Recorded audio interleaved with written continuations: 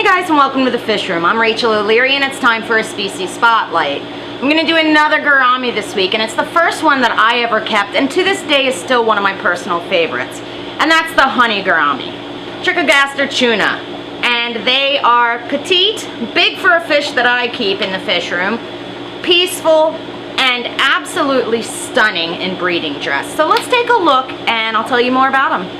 Honey Gourami are super peaceful little fish and very easy to keep, and similar to the sparkling gouramis I talked about last week and all gourami, they have that labyrinth organ which allows them to breathe atmospheric air and also means that they don't require super heavy oxygenation in their tank. They come from northern India, where they inhabit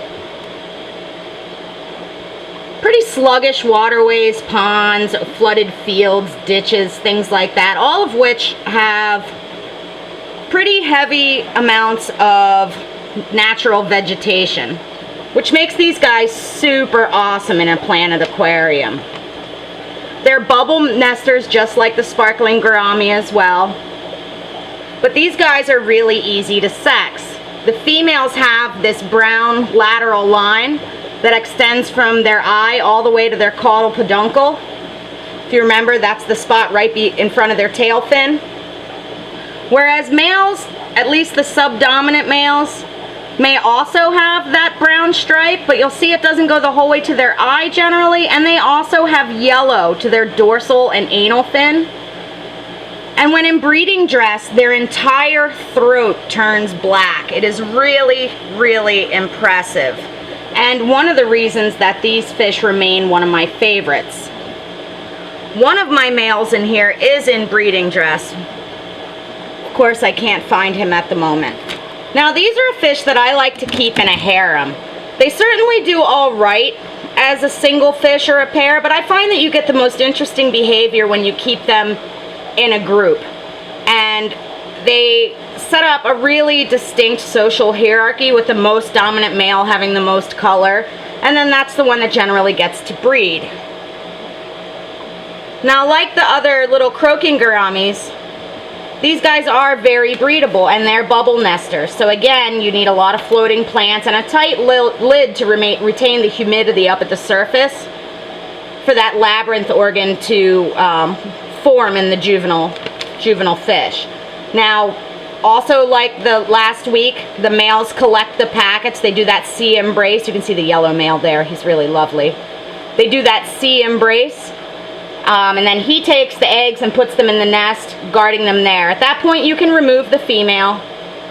The eggs will hatch in about 24 hours, and at that time, you can remove the male, and the fry will be free swimming in another day or two. Now, Honey Gourami are available in the hobby under all sorts of names. I prefer this form.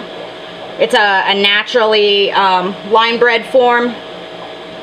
There's also sunsets.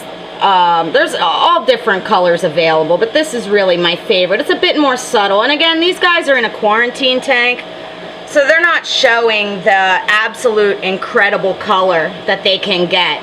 But you can see clearly how they get their name, because Trichogaster means hair belly, and they have those thread-like pelvic fins, and they use those in courtship as well as to sort of sense their environment.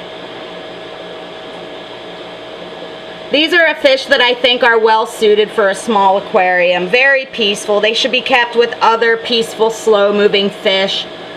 Small, quiet rasboras, even tetras, gentle loaches. Definitely avoid anything too boisterous, or they'll be prone to hiding. They make a fantastic centerpiece fish for a nano community. Thanks for watching. Make sure you stop by my Facebook as well as my website, MsJinx.com, where you can find my upcoming speaking engagements, my current stock list, and information on all things nano. As always, if you have any comments, suggestions, or questions, let me know below.